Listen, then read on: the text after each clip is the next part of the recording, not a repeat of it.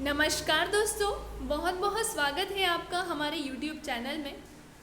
जैसे कि आपको पता है, मैंने एक सीरीज स्टार्ट करी है मध्य प्रदेश जेल प्रहरी के लिए हिंदी की, और ये हिंदी में मैं 500 महत्वपूर्ण प्रश्न आपसे डिस्कस कर रही हूँ। और आज इसकी 15th क्लास है। कौन से नंबर की क्लास है? तो आज इसकी 15th नंबर की क्लास है, जिसमें मैं डेली की तरह 30 प्रश्नों को डिस्कस करूँगी। तो वीडियो एंड तक ज़रूर देखिएगा। और जो भी स्टूडेंट्स नए हैं चैनल पर या कोई फर्स्ट टाइम हमारी वीडियो देख रहे हैं, तो चैनल को ज़रूर सब्सक्राइब करें यदि आप इसी तरह की वीडियोस चाहते हैं तो। और प्लेलिस्ट में जाकर इसकी पहले की क्लासेस भी कंप्लीट करें, क्योंकि जेल प्रहरी के अकॉर्डिंग उन सारे ही प्रश्नों को मैंने हल करवाए हैं, सारे ही प्रश्न आपको बताए हैं जो ज़्यादातर पूछे जाते हैं, और वो सारे ही टॉपिक भी मैंने आपको वीडियोज़ में बताए हैं। ठीक है, तो चलिए, हर वीडियो के एंड में मैं जैसे एक प्रश्न पूछती थी, तो पहले वही प्रश्न हम देखते हैं जो मैंने लास्ट क्लास में पूछा था। और प्रश्न मैंने ये पूछा था कि सूर्य का स्त्रीलिंग रूप क्या है? सूर्याणी, सूर्य, सूरा या सूर्या। तो देखो, सूर्य शब्द का जो स्त्रीलिंग रूप है ना, वो सूर्या होता है। तो आप सभी ने कमेंट बॉक्स में इसका आंसर दिया था और सही भी दिया था, है ना। कोशिश करा करो ज़्यादा से ज़्यादा आंसर देने की, आप ही के लिए अच्छा होगा, आपको ही 4 बातें और अच्छी सीखने को मिलेंगी। तो सूर्य शब्द का स्त्रीलिंग रूप क्या है? तो वो है सूर्या। अब हम आज का सेशन स्टार्ट करते हैं, और अब आज का प्रश्न देखते हैं। ये तो लास्ट क्लास का प्रश्न था। हिंदी में वचन कितने प्रकार के होते हैं? 2, 3, 4, 5। तो देखो भाई, हिंदी में जो वचन है ना, वो 2 प्रकार के होते हैं। एक होता है एक वचन और दूसरा होता है बहुवचन। ये तो सभी को पता होना चाहिए। निम्नलिखित में से कौन से शब्द में विसर्ग संधि है? हमें बताना है कि इसमें विसर्ग संधि, और विसर्ग संधि क्या होती है? तो विसर्ग के बाद स्वरीय व्यंजन आने पर विसर्ग में जो विकार या परिवर्तन उत्पन्न होता है, उसे कहते हैं विसर्ग संधि। तो ऑप्शन है अत्यधिक, मनोनुकूल, उत्तम या तन्मय। तो देखो, अत्यधिक में तो यश स्वर संधि है, यानी ये आंसर नहीं होगा। उसी तरह तन्मय में भी तन्मय जो शब्द है इसमें है व्यंजन संधि, उत्तम में भी व्यंजन संधि है, और इसका आंसर क्या हो जाएगा? मनोनुकूल। मनोनुकूल जो शब्द है ना, इसमें है विसर्ग संधि, इसलिए इसका आंसर हो जाएगा बी वाला, मनः धन अनुकूल, इसका विच्छेद होता है। पावन में कौन सी संधि है? यड़ स्वर संधि। तो देखो, पहले तो यड़ जो है वो थोड़ा गलत लिखा है, यड़ा पूरा आएगा, ठीक है। तो ऑप्शन में है यड़ अयाधि, अयाधि नहीं होता है, वो अयाधि होता है, तो दवात आएगा। और ऑप्शन में है विसर्ग संधि और व्यंजन संधि। तो देखो, जो ये पावन शब्द है इसमें है अयादि स्वर संधि, और इसका विच्छेद क्या होता है? तो इससे भी प्रश्न पूछा जाता है। तो इसका विच्छेद होता है पौ धन अन, और इसमें कौन सी संधि है? तो इसमें बी ऑप्शन वाला जो है अयादि स्वर संधि इसका आंसर होगा। गी प्रत्यय नहीं है, किसमें नहीं है? प्रत्यय शब्द के पीछे लगता है। अब गी प्रत्यय किसमें नहीं लगा है? 3 ऑप्शन में लगा होगा और एक में नहीं लगा होगा। तो भाई, सादगी में लगा है, बनगी लगा है, यहाँ पर भी रवानगी, रवान में भी गी प्रत्यय लगा और इसके मेल से शब्द बन गया रवांगी। लेकिन जानकी में गी प्रत्यय नहीं लगा है, इसलिए इसका आंसर हो जाएगा स वाला। राजपुताना में प्रत्यय है अ, आना, न या अ। तो राजपुताना देखो जरा, राजपुत में आना प्रत्यय लगा है, राजपुत में आना प्रत्यय लगा है, और इनके मेल से शब्द बना है राजपुताना। कर्मधारय समास का उदाहरण नहीं है नीलकमल, काली मिर्च, मुख चंद्र या रसोई घर। तो कर्मधारय समास का इनमें से कोई एक उदाहरण नहीं है, यानी 3 उदाहरण हैं। कर्मधारय समास जो है ना, इसका दूसरा पद प्रधान होता है, और ये 2 प्रकार के होते हैं, विशेषण विशेष कर्मधारय समास या उपमेय उपमान कर्मधारय समास। और देखो, नीलकमल शब्द जो है उसमें कर्मधारय समास है, यानी ये आंसर नहीं होगा। काली मिर्च में भी कर्मधारय समास है, और मुख चंद्र में भी कर्मधारय समास है, लेकिन रसोई घर में नहीं है, इसलिए आंसर हो जाएगा रसोई घर। रसोई घर में है तत्पुरुष समास, इसका विग्रह होता है रसोई के लिए घर। जो बुरा आचरण करता हो, वाक्यांश के लिए एक शब्द होगा, दुराचारी, दुराग्रह, दुर्वह या दुवर्य शनि। तो इसका आंसर क्या होना चाहिए? तो भाई, जो बुरा आचरण करता हो उसके लिए एक शब्द है दुराचारी, इसका आंसर हो जाएगा ए वाला। अनुस्वार का प्रयोग हुआ है, किसमें हुआ है? देखो, अनुस्वार यानी अम की बिंदी होती है, किसकी बिंदी? अम की बिंदी। चंद्र बिंदी नहीं बोल रही हूँ मैं, चंद्र बिंदी यानी अनुनासिक हो जाएगा। अम की बिंदी यानी अनुस्वार किसमें प्रयोग हुआ है? ऑप्शन नंबर अ है आंख, ब है गंगा, स है अ और बा, और दा है कोई नहीं। यहाँ पर इसका सही आंसर हो जाएगा स वाला। आंख और गंगा दोनों में ही अनुस्वार का प्रयोग किया गया है। निम्न में से एकमात्र एक स्वर कौन सा नहीं है? एकमात्रिक स्वर क्या होते हैं, तो इनके उच्चारण में कम समय लगता है, इन्हें लघु स्वर और ह्रस्व स्वर के नाम से भी जाना जाता है और इनकी संख्या होती है 4, छोटा अ, छोटी ई, छोटा ऊ, री, ऋषि, ये 4 इसके उदाहरण होते हैं। ऑप्शन में आप देखोगे ना तो आपको ये 4 में से एक चीज़ नहीं मिल रही है, छोटी ई नहीं मिल रही है, उसकी जगह आपको मिल रहा है ए एड़ी। ए एड़ी जो है ना ये द्विमात्रिक स्वर होते हैं, इनके उच्चारण में लघु से अधिक समय लगता है, इसलिए इसका आंसर क्या हो जाएगा, सी वाला। अनुस्वार का प्रयोग किसमें हुआ है हमें बताना है, अनुस्वार यानी अम की बिंदी का प्रयोग हमें बताना है। तो ऑप्शन को देखो, आँख, तो आँख में तो नहीं हुआ, यहाँ पर अनुनासिक आया, भेस, भेस होता है ना, भेंस तो नहीं होता, तो इसलिए इसका आंसर भेस भी नहीं होगा। भेंट होता है या भेंट होता है, अम का उच्चारण कर रहे हैं क्या, यहाँ पर भी नहीं कर रहे हैं। हम किस में करेंगे अम का उच्चारण, गंगा में, गंगा बोलेंगे हम इसको, ठीक है ना, अम की बिंदी का भी प्रयोग हो रहा है। निम्नलिखित में से तत्सम शब्द कौन सा है, अज्ञान, अजान, अटारी या अगम, तो तत्सम यानी संस्कृत का शब्द हमें बताना है यहाँ पर और इसका आंसर हो जाएगा अज्ञान। अज्ञान शब्द जो है वो तत्सम यानी संस्कृत का शब्द है।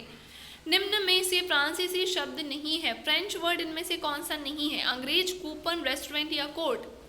तो अंग्रेज शब्द जो है वो फ्रेंच वर्ड नहीं है, बाकी कूपन, रेस्टोरेंट और कोर्ट ये तीनों ही फ्रेंच शब्द हैं। कौन सा निम्न में से अंग्रेजी शब्द नहीं है, अभी पूछा था फ्रेंच नहीं है, आप पूछ रहे हैं अंग्रेजी नहीं है। ऑप्शन में कूपन, अपील, पुलिस या स्कूल, तो जो ये कूपन शब्द है ना ये अंग्रेजी का शब्द नहीं है, ये किसका है, फ्रांस का, फ्रांसीसी शब्द है, फ्रेंच वर्ड है ये, इसलिए इसका आंसर हो जाएगा अ।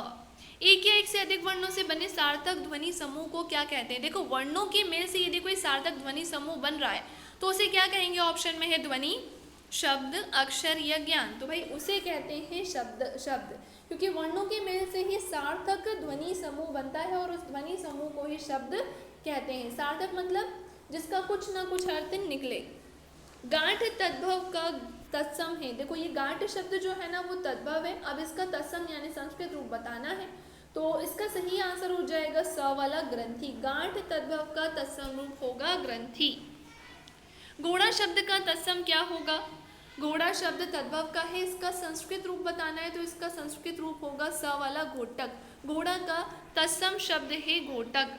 वर्तनी की दृष्टि से कौन सा शब्द शुद्ध है, नमस्कार, श्रीमती, भाषाएं या अमावस्या। तो देखो नमस्कार गलत लिखा है, श्रीमती गलत लिखा है ना, और भाषाएं भी गलत लिखा है यहाँ पर, इसका आंसर क्या हो जाएगा, द अमावस्या। अमावस्या बिल्कुल सही लिखा है। गमन का विलोम शब्द है जाना, उतरना, आगमन या चढ़ना, तो भाई गमन का विलोम शब्द है आगमन। गमन का विलोम क्या है, तो इसका विलोम है आगमन। सन्यासी का विलोम शब्द है राजा, भोगी, गृहस्थ या ब्रह्मचारी, तो सन्यासी का विपरीतार्थी शब्द है गृहस्थ। सन्यासी का विलोम शब्द क्या हो जाएगा, स, गृहस्थ। एकाधिकार का विलोम शब्द है अनेकाधिकार, सर्वाधिकार या प्राधिकार या परमाधिकार, तो एकाधिकार का विलोम शब्द है सर्वाधिकार, इसका आंसर हो जाएगा बी वाला। एकाधिकार का विलोम क्या हो जाएगा, बी यानी ब। वह इन सब तथ्यों से अनिभिज्ञ है, अनिभिज्ञ है, लेकिन अनभिज्ञ कैसे लिखते हैं तो हमें ये बताना है। अनिभिज्ञ होता है या अनभिज्ञ होता है, तो सारे ऑप्शन आप ध्यान से देखो तो आपको याद आ जाएगा कि वो होता है अनभिज्ञ। अब अनभिज्ञ कैसे लिखते हैं, तो जैसे डी ऑप्शन में लिखा है उसी प्रकार से अनभिज्ञ लिखा जाता है, अ और न अन, भा में छोटी मात्रा बी और ज्ञ, अनभिज्ञ। युधिष्ठिर, युधिष्ठिर नहीं होता, वो युधिष्ठिर होता है, तो सबसे पहले पांडव थे जो है वो इंग्लिश में लिखा है, उसको हिंदी में लिख दिया मैंने। और युधिष्ठिर कैसे लिखते हैं, तो जैसे बी ऑप्शन में लिखा है युधिष्ठिर, कुछ इस ही प्रकार से युधिष्ठिर लिखा जाता है, ये इसका शुद्ध रूप है।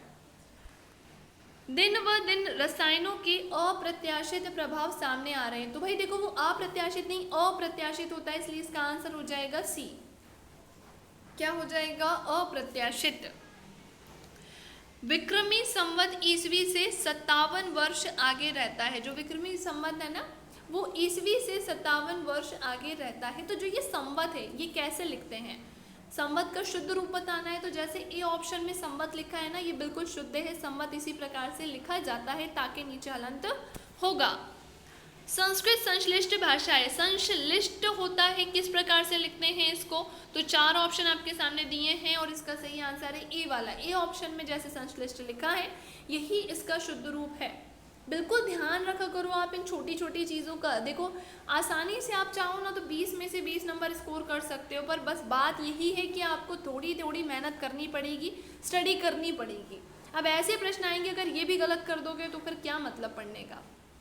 चलो 336 नंबर का प्रश्न है, रानी घर जा रही है, सरल वाक्य, संयुक्त वाक्य, मिश्र वाक्य, इनमें से कोई नहीं।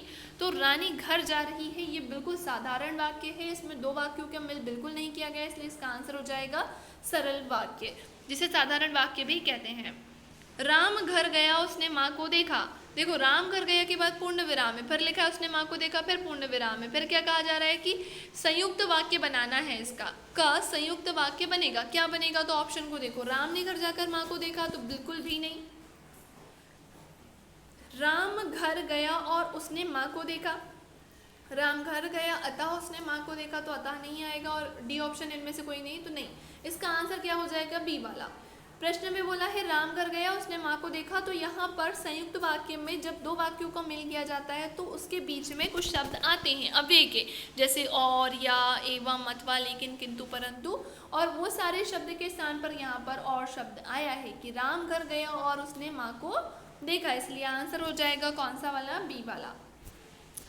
438 नंबर का प्रश्न है, वाक्य के घटक होते हैं, कितने होते हैं, उद्देश्य और विधेय, कर्ता और क्रिया। देखो होते तो दो हैं, लेकिन कौन से होते हैं ये बताने, कर्म और क्रिया, कर्म और विशेषण। तो इसका आंसर है उद्देश्य और विधेय। वाक्य के दो घटक होते हैं, उद्देश्य और विधेय। और वाक्य के कितने तत्व होते हैं, तो इसके 6 तत्व होते हैं। इनमें कौन सा विराम चिन्ह ऐसा है जो हिंदी में अंग्रेजी भाषा से नहीं लिया गया है ना। तो हमें बताना है कि कौन सा ऐसा विराम चिन्ह है जो हिंदी में अंग्रेजी भाषा से नहीं लिया गया है, या कह सकते हैं जिसका हिंदी में ही प्रयोग होता है, अंग्रेजी में नहीं होता है। तो चारों ही ऑप्शन देखो इसका भी प्रयोग होता है हिंदी और इंग्लिश दोनों में ही, और अर्धविराम का भी होता है, और प्रश्नवाचक चिन्ह का भी होता है, और लेकिन अगर डी ऑप्शन को देखोगे ना, पूर्ण विराम, तो ये आपको इंग्लिश में नहीं मिलेगा, ये आपको किस में मिलेगा, हिंदी में, इसलिए इसका आंसर हो जाएगा डी वाला। चलो अब आज का अंतिम प्रश्न है, और ये इसका आंसर आप सभी को देना है कमेंट बॉक्स में। ये फाइल प्रबंधक तक पहुंचाओ अर्थ के आधार पर वाक्य है। कौन सा वाक्य है, इच्छावाचक, प्रश्नवाचक, संकेतवाचक या आज्ञावाचक। तो कमेंट बॉक्स में इसका आंसर ज़रूर देना।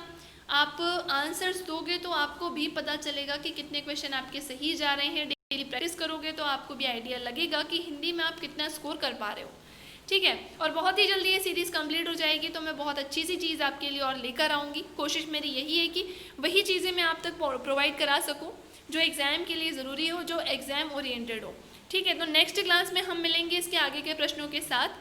और वीडियो पसंद आए तो अपने फ्रेंड्स के साथ शेयर करना ना भूलें, वीडियो को लाइक करें और चैनल को सब्सक्राइब करें यदि आप चैनल पर नए हैं तो। चलिए फिर मिलते हैं हम नेक्स्ट क्लास में।